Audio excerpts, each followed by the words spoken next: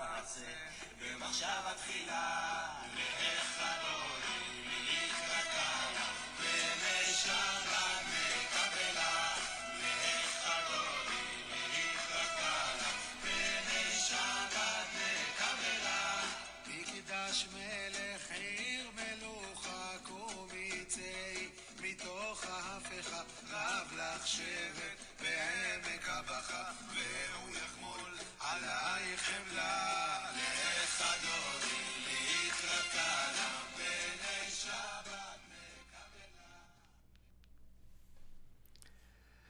Woohoo!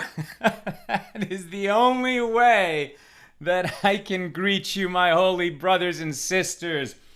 A good Erev Shabbos to you. A good Sabbath Eve. Shabbos is coming in tonight.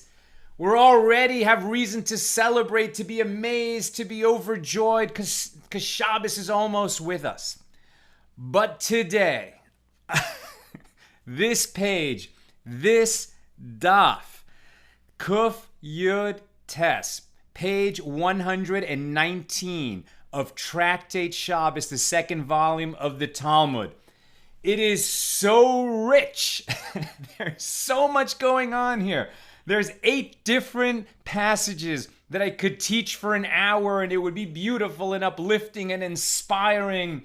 You know, not technical, but emotional, beautiful stories of the sages, inspiring teachers, wisdom, heartfelt. It's just so much is happening here. I almost wish this many great teachings didn't all happen in one page, but they do. So I can promise you that this, my friends, is a key daf, a key page of the Talmud. We're going to have a great time together during this class. Let us jump in and light up the darkness.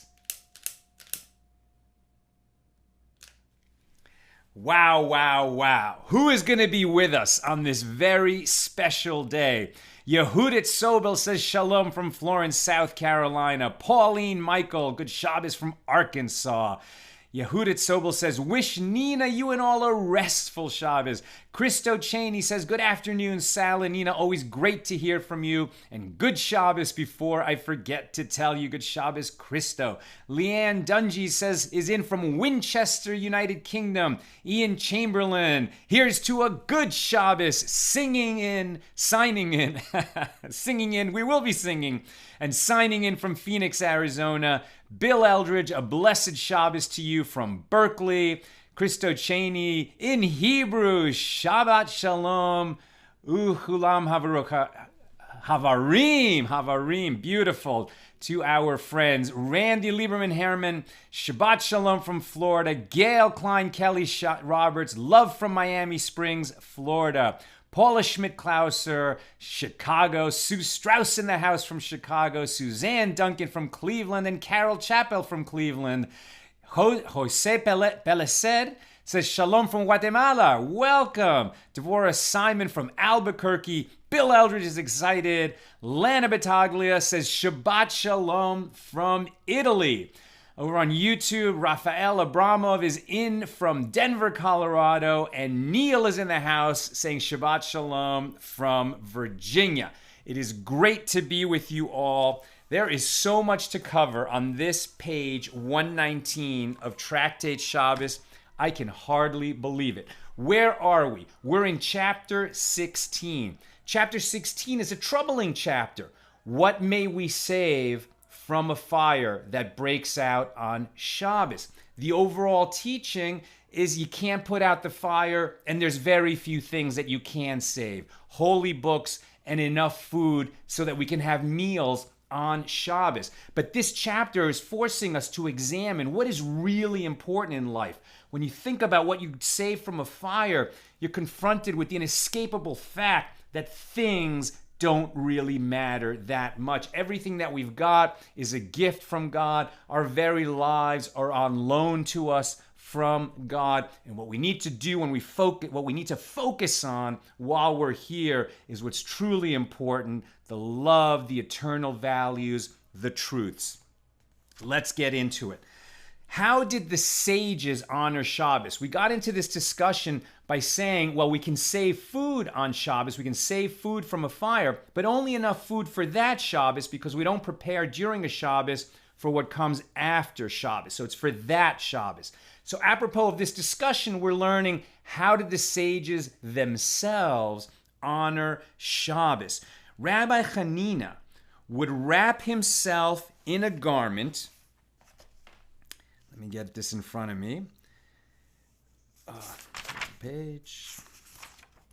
Rabbi Hanina would wrap himself in his garment and stand at nightfall on Shabbat Eve and say, "Come, and we will go out to greet the Sabbath queen, to greet Shabbat the queen." And Rabbi Yanai put on his garment on Shabbat Eve and said, "Enter, O bride, enter, O bride." Do these words sound a little bit familiar? This is a teaching how Rabbi Hanina and Rabbi Yanai, the way that they would welcome the Sabbath, they would welcome Shabbos like a queen coming to town, a queen coming to their very home, gracing their home. That's how they would greet Shabbos, like a queen, the queen of the land coming to their home. Many years later, about 1,000 years later, in Sfat, you had the great Kabbalists, including the Arizal and Yosef Karo, and they had this little community of incredibly learned and beautifully righteous and pious individuals, who are laying out our modern understanding of Kabbalah, of the Jewish mystical tradition. It stretches all the way back to the sages and to Rabbi Shimon Bar Yochai, who wrote the Zohar. But they brought it out, and the Arizal just really made it sing.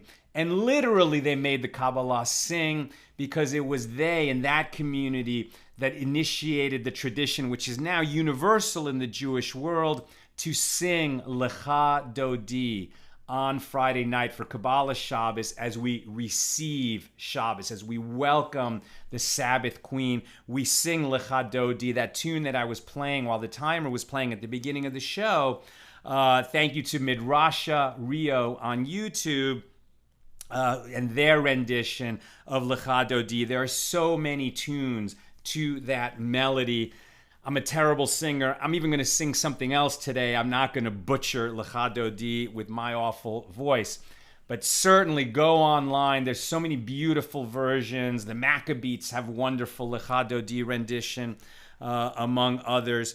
And there's just so many different melodies. And we'll use multiple melodies. Even when our local minyan, when we sing Lecha Dodi, we'll always use at least 3 different melodies for the first part, the middle part, in fact, 4 melodies. The first part, the middle part, then the second half, as it were, and then when we get to Boi V'Shalom, come in peace, welcome in peace. I mean, it's just, we sing to the Sabbath Queen, and then the Kabbalists in Sfat in the 1500s were expounding and living this teaching here on page 119 of Tractate Shabbos from Rabbi Hanina and Rabbi Yanai.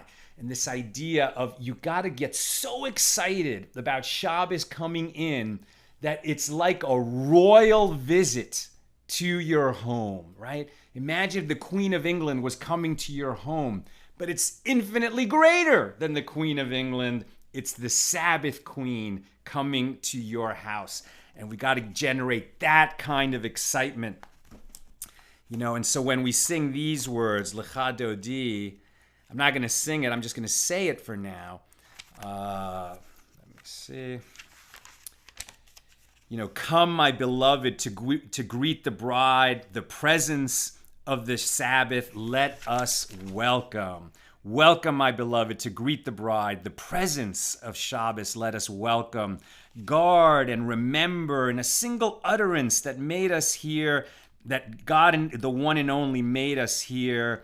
God is one and his name is one, for renown, for splendor, and for praise. Come, my beloved, to greet the Sabbath bride.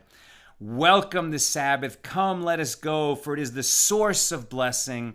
From the beginning, from antiquity, she was honored, last indeed, but in thought first, last of the creation, right? The crown on the creation was the Sabbath, right? All the 6 days of creation, the entire universe was created, and then the Sabbath was the crown on creation, etc. The prayer Lecha Dodi was written by the 16th century Kabbalist Rabbi Shlomo Halevi Alkabetz. And if you're not familiar with Lecha Dodi, it's easy enough to Google, find it online, read up on this incredible poem and hear some of the videos to hear it sung. It is the way that we welcome the Sabbath bride. I would spend a whole hour talking about Lecha Dodi, but I'm telling you, there's so much on this page 119. I've got to move forward. So, how did other sages welcome and honor Shabbos? Rabbi Abba bought 13 plain staters worth half a zuz of meat from 13 butchers in deference to Shabbat, so that he would have various types of fine meat. And he was running around town to get them so that he would get something and then pass his house, and he wouldn't even go inside to put it in his kitchen. He would just leave it by the front door so that he could run to another part of the town and another part of the market and get more delicacies, so that his Shabbos table would just be overflowing with abundance of delicacies that one would have to go all around town to get them. Rav Safra would roast the head of an animal to prepare for Shabbat. Rava salted a shibuta fish in deference to Shabbat. Rav Huna kindled lamps in deference to Shabbat, made beautiful lighting all around his house. Rav Chisda cut the beets himself in preparation for Shabbos. This was a great and prominent sage who had people working in his kitchen, but he wanted to participate in the preparation, and that was his thing. He would cut the beets for the delicacies of the Shabbos table. Rabbah and Rav Yosef cut wood. Right? They would cut the wood themselves, presumably to warm the house, right? That you could start a fire before Shabbos, and then the embers could just provide warmth, but you couldn't touch them, you couldn't stoke them. It would just be a dying fire, right?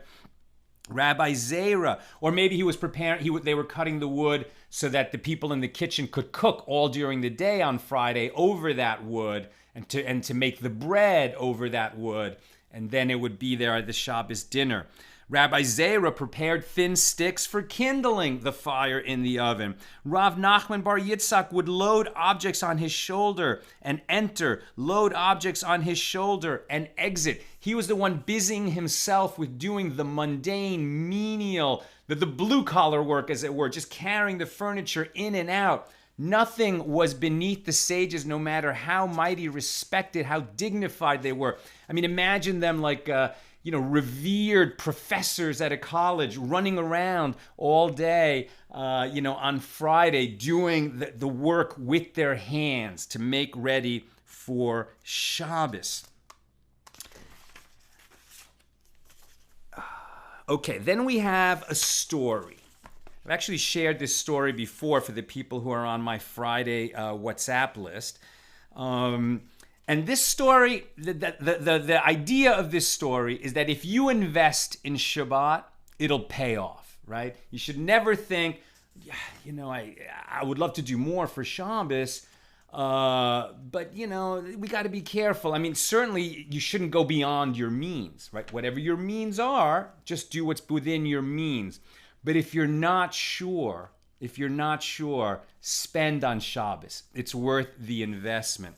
This story is about that idea, but to make it clear, the bad guy in this story, or not really the bad guy, but the fall guy, the guy who ends up losing, is just described here as a Gentile, a non-Jew. But to understand the atmosphere of when this story is being told, it's more like, it's easier to imagine it happening in the 1700s in Russia or in Poland. And there were areas where the Jews, and even in the 1800s, the Jews were living in fear. In fact, in the later 1800s, it got worse and worse as there were pogroms, violent anti-Semitism, where the Jews were really living in fear, right? So you can imagine the Poritz, who's like the local nobleman, the local landowner. It's almost like a feudal system, right? There's the big local landowner, and everybody who lives nearby either farms his land for him as a tenant farmer or has some kind of a business that serves the other tenant farmers. But that local lord, is not only rich and powerful, he has absolute control over everybody who lives in that area. And if they were kind, beautiful, but so many of them were cruel, and they would get people indebted to them and then throw them in a dungeon and barely feed them and make the family, just go begging everywhere to acquire enough money to get these people out of the dungeon. Often they would get the money, and by then the person in the dungeon was dead. That's the kind of local landowner that you can imagine this story being told about. The Gemara relates with regard to Yosef, who cherishes Shabbos. Right? His name is Yosef-Who-Cherishes-Shabbos. There was a Gentile landowner in his neighborhood whose property was extremely plentiful. And the astrologers said to the man with regard to all his property, Yosef, who cherishes Shabbos, will consume it. Well, the man went and sold all his property, and with the money he received, he bought a pearl, and he placed it in his hat. When he was crossing a river in a ferry, the wind blew his hat and cast it into the water, and a fish swallowed it. The fish was caught and removed from the water, and it was brought to shore adjacent to nightfall on Shabbos Eve. The fisherman said, "Who buys fish at a time like this, so close to Shabbos?" Right? They brought it on in the late afternoon. By then, everyone has already done their Shabbos preparation. They're not, in the market to buy a fish. Even a delicate, special fish. So the fisherman said, "Who buys fish at a time like this?" The townspeople said to the fisherman, "Go bring it to Yosef, who cherishes Shabbos, as he regularly purchases delicacies in deference to Shabbos." They brought it to him, and he purchased it. He ripped the fish open and found the pearl inside it. He sold that pearl for 13 vessels, bowls filled with gold coins. It was such a rare and incredible pearl. And an elderly man who encountered Yosef, this all happened after Shabbos, obviously, when he sold that pearl and inherited so much gold, he didn't know where it came from. And the elderly man encountered him and said to Yosef, who cherishes Shabbos, "One who lends to Shabbos, Shabbos repays him." Rabbi Yehuda Hanasi raised a dilemma before Rabbi Yishmael, the son of Rabbi Yosef. With regard to the wealthy of Eretz Yisrael, by what virtue do they merit their wealth? Right? In a holy land and in a time when it's a more spiritually elevated place, and there's a greater, even back then, there was certainly not a one-to-one correspondence like that. Good people were rewarded and bad people were punished. But there was more of that than today, where things are seemingly, certainly they're not, but seemingly more random in the world. So they ask, Rabbi Yehuda Hanasi is asking, these people who are rich here in the land of Israel, what did they do? Why are they so rich? What is their real merit? Is it that they work hard? Is it they're lucky, that the way they were born? And the answer that was given to him is, it's because they tithe the produce of their land. It's such a huge merit to tithe, to set aside 10% of all the products that come out of a field. And that's why the wealthy of Israel, where tithing from the land is required, that's why they merit to be wealthy as a group. So then the next question the sages ask is, well, what about in Bavel, in Babylonia? Right there, it's a different requirement. There's tithing, but not the same kind of tithing of the land that we have in the Holy Land itself. What do the wealthy here? Why do they merit to be wealthy? And this is talking about the Jews, right? The people in the Jewish community in Bavel. Why do they merit to be wealthy? And the answer is because they support Torah scholars, right? With their wealth, they enable the Torah scholars and the Torah academies to function so that Torah can be taught at a very high level without the students and the teachers, having to worry about making a living all day long. Okay, well, what about outside of Bavel in the diaspora where they don't have Torah academies and sages to support? Why do people out there merit to have great wealth, sort of as a group. Not everybody's wealthy, obviously, but there's many rich people among them. Why? Because they keep Shabbos, right? We're learning here over and over again, keeping Shabbos is going to align our values, align our thinking, and it's so pleasing to God that we stop everything and not just guard Shabbos, but delight in it, that he will shower us with abundance in return. This is the teaching that we're learning now.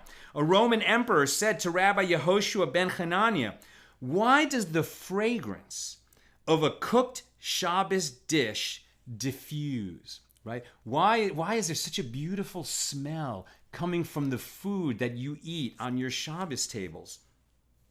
And Rabbi Yehoshua ben Hananiah said to the Roman emperor, right, to Caesar, we have a certain spice called sheves, right? Sheves. It's dill. It's a kind of dill. But of course, the word sheves is so similar to Shabbos. It's the same letters, different vowels, which we place in the cooked dishes, and its fragrance diffuses out with pleasure. And the emperor said to him, Caesar said to him, well, give us some of it. And Rabbi Yehoshua ben Hananiah said to him, for anyone who observes Shabbos, the spice is effective. But for anyone who does not observe Shabbos, it is not effective, right? So he's saying he's working on the word play between Sheves and Shabbos. But what he's really saying is that Shabbos itself is a spice, right? Having Shabbos once a week and really getting into it, submerging ourselves in Shabbos, it's a spice that diffuses and permeates the whole week. It permeates our lives. And this is why we have that old saying, more than Israel has kept Shabbos, Shabbos has kept Israel. Shabbos it's such a high value for all of us to keep Shabbos. It rains blessing upon us, not just on Shabbos, but throughout our whole week and our whole lives. One should also adopt the custom. So a question is asked by the sons of Rav Papa. Rav Papa was a very wealthy man. He had 10 sons. And the great merit of Rav Papa is that despite his wealth, and he supported so many sages and so much Torah learning, he also was a very learned man with tremendous values who was able to transmit those values to his 10 sons. And they all became great learned men. In fact, whenever we finish a tractate of Talmud and we make a siyum, we recall Rav Papa and his 10 sons and mention all of them by name because it's such a model of what we seek to accomplish in our families, to live righteously and to transmit righteous values to the next generation. Now, in Rav Papa's home, because they were very wealthy, they ate well every night. I mean, they could afford to eat really great food and great dinners, great meals, a nice spread every night. So his sons actually asked Sage, well, we eat really well. I mean, it's like we make Shabbos special, but we eat well every night. What should we do to make sure that Shabbos is distinguished? And they said to him, well, if you're so blessed that you merit to eat this well every night, on Shabbos you have to find other ways to make Shabbos dinner. Shabbos dinner has to be totally distinct from the rest of the week. So if you really eat this well every night, eat earlier or eat later. Find other ways, decorate, set the table better, bring in different china, set things aside that you only use on Shabbos. Shabbos must be distinguished in every way from the rest of the week. Rava said, and some say it was Rabbi Yehoshua ben Levi who said, even an individual who prays on Shabbat evening, meaning he goes to the synagogue and he's going to recite this passage, it's part of the prayers that we say in synagogue, and it's Genesis chapter 2, verses 1 through 3, meaning it's the end of the creation story. And the heavens and the earth were finished and all their hosts. And God rested on the seventh day and hallowed the seventh day because on it he rested from all his work which he had made. We need to say that at home. It's the Vaychulu passage, even if you've already said it in synagogue. Anyone who prays on Shabbat evening and recites the passage of Vaychulu, the verse ascribed him credit as if he became a partner with the Holy One, blessed be he, in the act of creation. As it is stated, and the heavens and the earth were finished, etc., Vaychulu. Do not read it as were finished, Vaychulu, rather as they finish, Vaychalu. It is considered as though the Holy One, blessed be he, and the individual who says this become partners and complete the work of creation together. When we recite this passage at our Shabbos table, we become partners with the Holy One, blessed be he, in completing the work of creation. And we do that every Shabbos. So, I thought I put the bookmark came out. Let me just find this. So here it is. Okay, now I'm just going to butcher this because I'm such a terrible singer. But here I'm just going to say it doesn't matter. It doesn't matter. I sing this at my Shabbos table. My children join me in singing it. We do our best. We're not, some families are talented. They're musically talented. And then this song, it just has wings. It's so beautiful. But now that you're going to hear me with such a terrible voice sing it anyway, this should give you the courage that you should sing at your Shabbos table. And it's just, and then you become partners with God in finishing the creation when you sing this, and you do this right before the Kiddush at the table. Vaychulu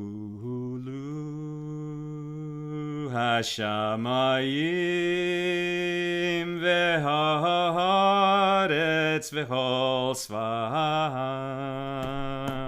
vaychol Elohim bayom hashvi melachto asher asa vayish bois bayom hashvi mikol melachto asher asa vayivarech Elohim ez yon hashvi v'kadesh oiso ki vaishavas mikol melachto asher bara Elohim lahasos. Okay, now you never have to be embarrassed that your voice is not good enough to sing at your Shabbos table. You heard me sing and nobody could be worse. All right, let us move on. So it's important to recite, at least recite if you can't bring yourself to sing the Vaychulu at your Shabbos table. And then, if that wasn't enough, think of what we've already covered on this page.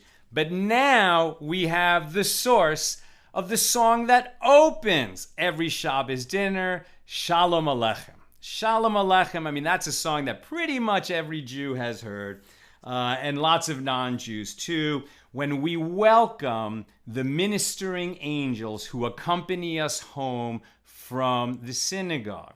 And the source for that song,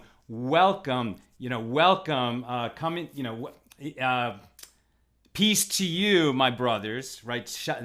Ministering angels, Shalom Aleichem. Rachista said, that Mar Ukva said, one who prays on Shabbat evening and recites Vaychulu, the two ministering angels who accompany the person at all times place their hands on his head and say to him, and your iniquity has passed and your sin has been atoned. So that's for what we just did, the Vaychulu. Now we continue. Rabbi Yosef Bar Yehuda says, two ministering angels accompany a person on Shabbat evening from the synagogue to his home, one good angel and one evil angel. And when he reaches his home and finds a lamp burning and a table set and his bed made, the good angel says, may it be your will that it shall be like this for another Shabbat. And the evil angel answers against his will, Amen. But if the person's home is not prepared for Shabbat in that manner. The evil angel says, may it be your will that it shall be so for another Shabbat. And the good angel, against his will, must answer, Amen. Shalom Aleichem, Malachei Asharet, Malachei Elyon, Mimelech Malchei HaMelachim, Nakadosh Baruch Hu. Shalom Aleichem, Malachei Asharet, Shalom Aleichem, Malachei Asharet. Peace to you, ministering angels. We're singing to those two angels, the good angel and the evil angel, who accompany us home from Shabbos. And we say, welcome, ministering angels, bless us, ministering angels, and may you go in peace, ministering angels. And think about it every time. If our home is prepared for Shabbos, and people are ready to delight in Shabbos, no matter what went on during the week, and what fights we had in the home, and how difficult it was, and what arguments transpired to get us to the place where we're sitting at that Shabbos table. But if we're there, and the table is set, and we've invested effort and even resources, our money, so that we have a nice Shabbos table and a great meal, then that good angel is going to say, beautiful. And may it be your will, God in heaven, that this Shabbos table and this home that's prepared for Shabbos should be like this next week. And that evil angel must answer, Amen. And we could teach a lot about that, but there's more. But wait, there's more. Here on page 119 in Tractate Shabbos. Just as a person needs to set as beautiful a table as it is possible for him to set, as it's possible for her to set by Shabbos, just as they set a beautiful table to welcome Shabbos, we have a tradition, a custom, even it's a command, it's a halacha. A person should always set his table at the conclusion of Shabbos. One should set the table after Shabbat to honor the departure of Shabbat in a manner similar to the beginning of Shabbat, even if one will only eat an olive bulk of food. You don't need to eat a meal. It's not like you're being asked to make a big meal for Saturday night after Shabbat ends. You don't have to do that. Some people have a tradition to do that. This is called Maleva Malka, accompanying the queen as she leaves. For just as you would honor the queen who's making a royal visit to your home when she arrives, when it is time for her to leave, you would accompany her in a way befitting royalty. And one way we do that is we set the table. We set the table for the conclusion of Shabbos. We make a Maleva Malka. We don't have to serve a lot of food, but we are cognizant that we are accompanying the queen on her way as Shabbat ends. And finally, apropos of the reward for honoring Shabbat, the Gemara cites statements about the reward for answering Amen. Here on this page 119, where we've already had so many amazing, spectacular, crucial teachings about the beauty and importance of Shabbos, which would have been enough, for so many times we go many pages and we're studying very important, but not emotionally inspiring laws about this or that. Here we have all these emotional teachings, and it would have been enough for us, Dayenu. But in addition to that, this is the home address for what the word Amen means. Here on this page, the sages explain to us what Amen means. Here's how we get into it. Rabbi Yehoshua ben Levi said that anyone who answers Amen Yeheshmei Rabba Mevoirach. This is what we say in the Kaddish. The Kaddish is the most frequent of the prayers that we say, but we only say it with a minyan. So when we gather to pray with at least a quorum of 10, we're going to say the Kaddish. We say it at funerals. We say it to mourn the loss, because somebody has died, and somebody who's grieving, who's in mourning, is going to say Kaddish for 11 months after that death. A close relative will say Kaddish for the person who is gone. But the Kaddish also simply separates between portions of the prayer service. So we say this all the time, and the middle, the person who's leading it, says Yiskadav, Yiskadash, etc., And then we say Amen several times, and then in the middle of it we say Amen, Yehei Shmei Rabba Mevorach. Amen, may his great name be blessed. We don't just say Amen. There we say Amen, may his great name be blessed. Rabbi Yehoshua ben Levi says, if we say Amen, Yehei Shmei Rava Mevorach Leolam Va'ed, right? If we say it with wholeheartedness, that's the word that Rav Steinsaltz is using here in the editors of the Koren Talmud. If we say Amen, may his great name be blessed, wholeheartedly, with all our might, then they rip up whatever decree has been issued against us in heaven.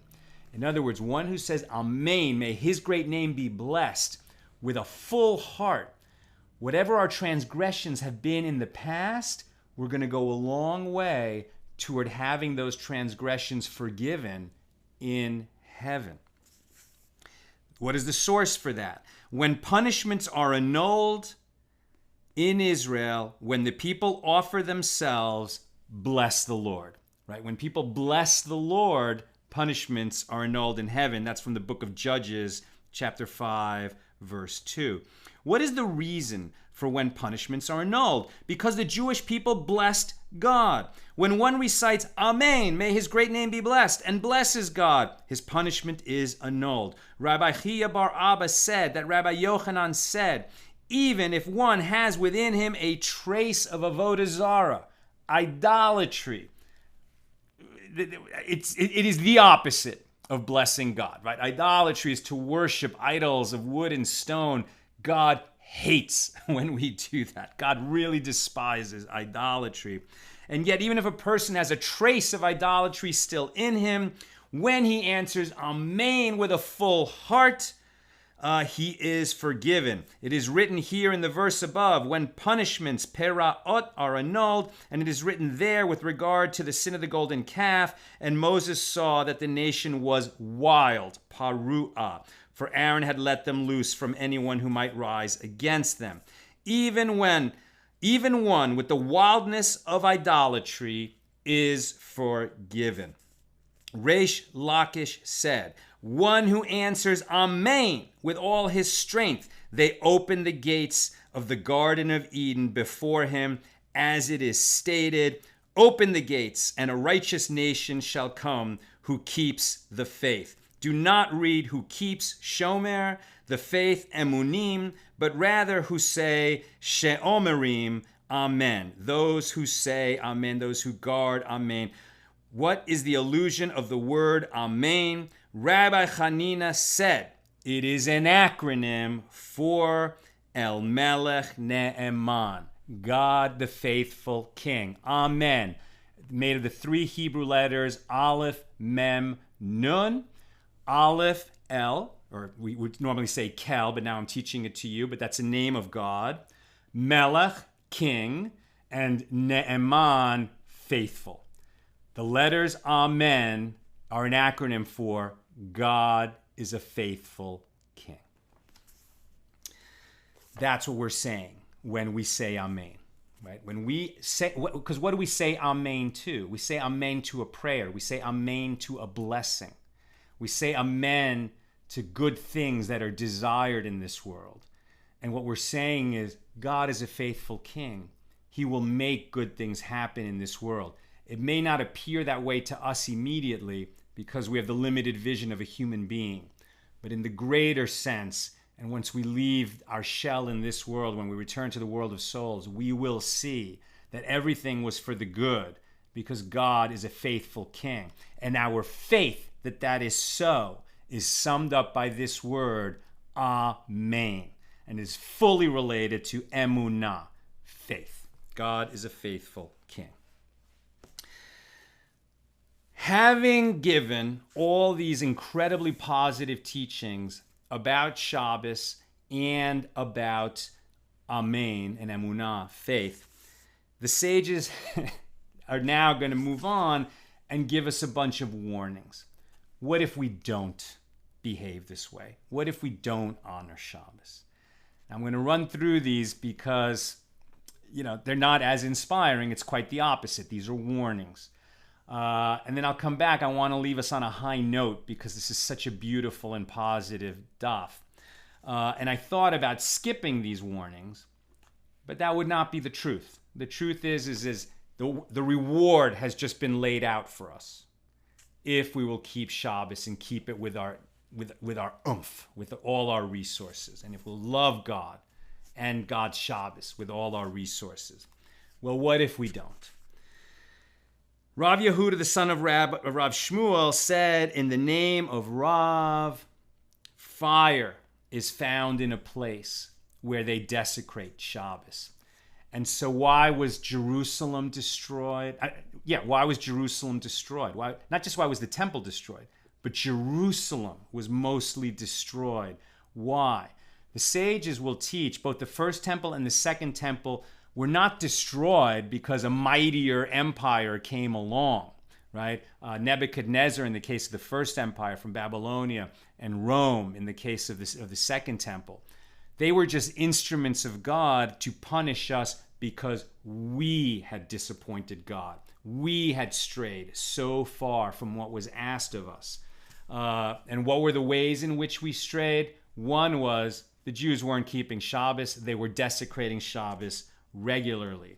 Jerusalem, and why else was Jerusalem destroyed? Because people were not praying. And they weren't rising early in the morning to say Shema, to declare that God is the one and only, the creator of the universe, our God who is one. There is no other God.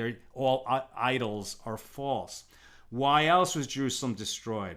Because children were not given the opportunity to learn Torah. And because people were brazen with their abominations. They didn't just wander away from Judaism. They loudly proclaimed how happy they were in their new practices, abandoning the faith of their mothers and fathers. The sages also say, why was Jerusalem destroyed? Because Jerusalem was destroyed because its small and great citizens were equated. This is very interesting. The sages are saying here, Rabbi Yitzhak is saying, that you can't say that all people are equal. They're not. We don't distinguish people because of where they were born or the color of their skin or who their parents were. That's not what makes somebody more worthy than somebody else. It is the content of their character. It is the content of their deeds. And when you look at two people and one who has spent his whole life or her whole life serving the community and making sure that others can eat and have what they need and taking care of people, and somebody else who's just only looking out for himself, those two people are not equal. They are not equal. And it is important to be able to distinguish between who is worthy and who is not, who has accomplished on behalf of the community and who has not. We don't just blithely say, oh, everybody's the same, because everybody's not the same. We distinguish people according to the content of their character.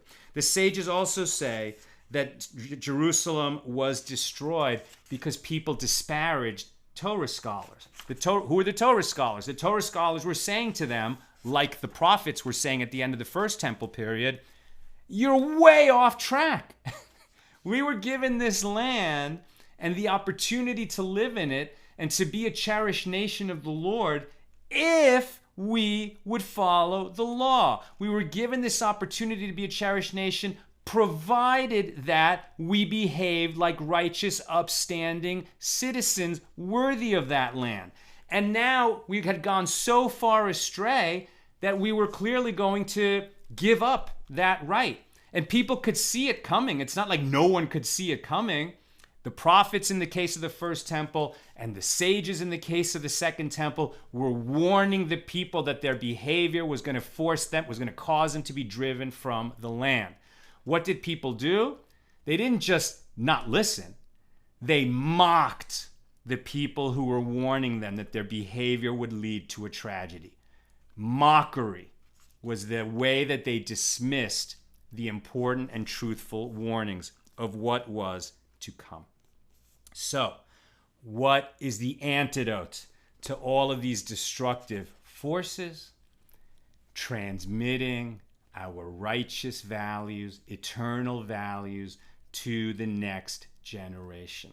How do we transmit goodness, loving kindness, justice to the next generation? By focusing on those values in our lives, by living out those values in our lives, and by pausing every 7 days to recalibrate our values and make sure we're on the right track.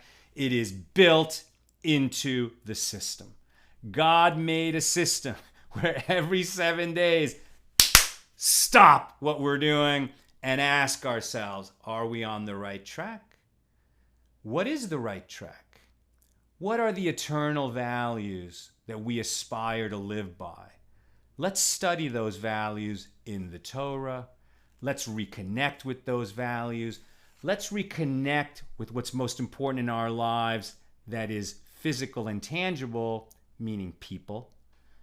Let us look them in the eye, tell them we love them. Let us bless each other.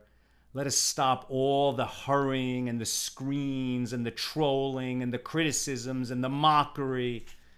Stop all that and recalibrate our values every 7 days and delight in the opportunity that we've been given to do that, called Shabbos. Let me answer your comments and questions. Sharon Frant Brooks, I read today that they did menial work to increase their appreciation of Shabbos. Exactly. These great sages, learned, White Tower types, right? In modern parlance, and they would get right in and get their hands dirty to build that appreciation of Shabbos and to participate in making it special. Bill Eldridge, this is the point where, as a leftist, I point out that 2 of 3 of those groups of the wealthy are worthy because they gave money away. Now, fair is fair. The 3rd group is the largest, but even so, one who aligns their life with Shabbos values will also be charitable. That is exactly right. Right? I mean, the idea of supporting charitable endeavors, to support Torah learning, to support food banks, right? To support making sure that people have to eat and that people have a place to sleep and that people are safe from all kinds of harm in this world, to support those charities that create that, incredibly worthy, and one is rewarded for it. And to think at our Shabbos table, what institutions do I want to support, right? Because if we're tithing properly, if we're setting aside 10% of our income, this we can do. We don't have to tithe our field, but it is absolutely commanded that we set aside 10% of our income. And now, no matter what our income is, even if very small or very vast, if we're setting aside 10%, now we're philanthropists. We have 10% of our income and we have to choose what institutions we want to support.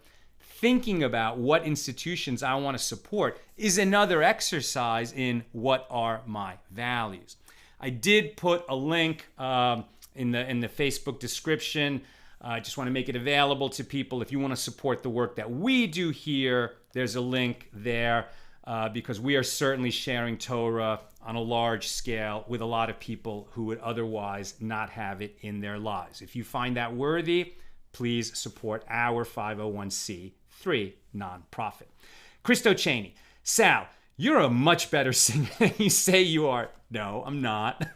As for me, perhaps it's best that I only sing for a deaf audience.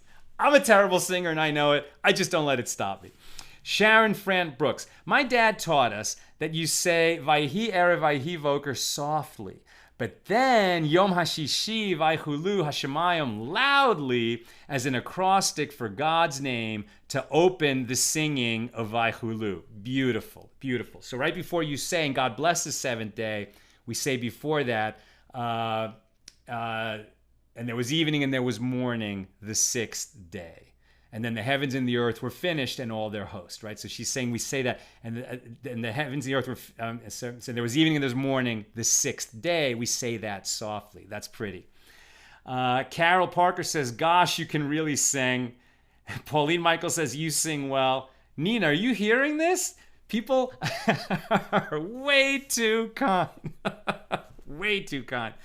But I hope that you would all be blessed to hear great singers, do these songs, because then it just, whatever. I'm just not going to let it stop me because it's important to enjoy Shabbos.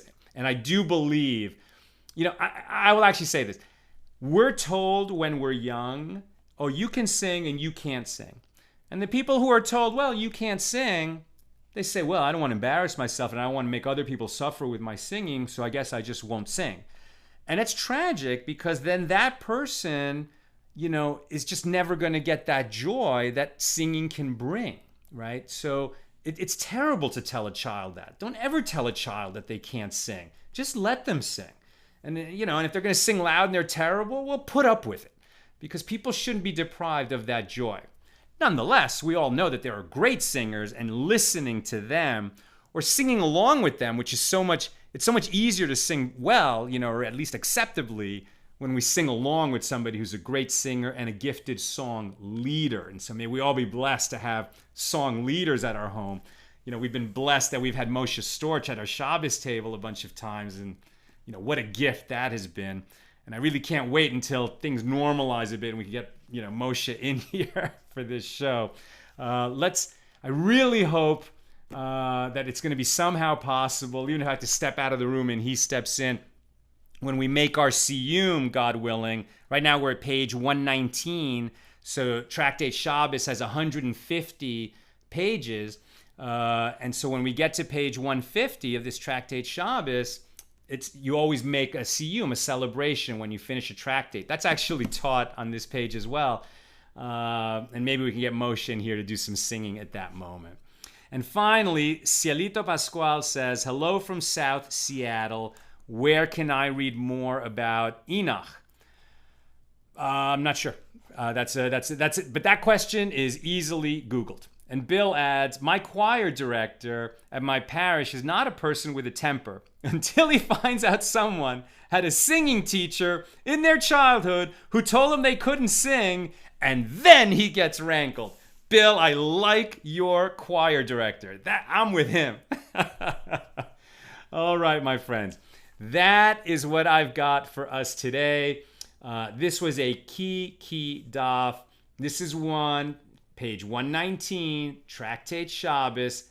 Definitely worth rereading on your own, going through it slowly, following up on the various teachings and leads and notes that lead to other places, because this really is the home address in the entire Talmud for a number of crucial teachings. And especially that one about the two angels who accompany us home on Shabbos. And if the family is ready for Shabbos, the good angel says, may it be like this next week. And the evil angel is forced to say, Amen.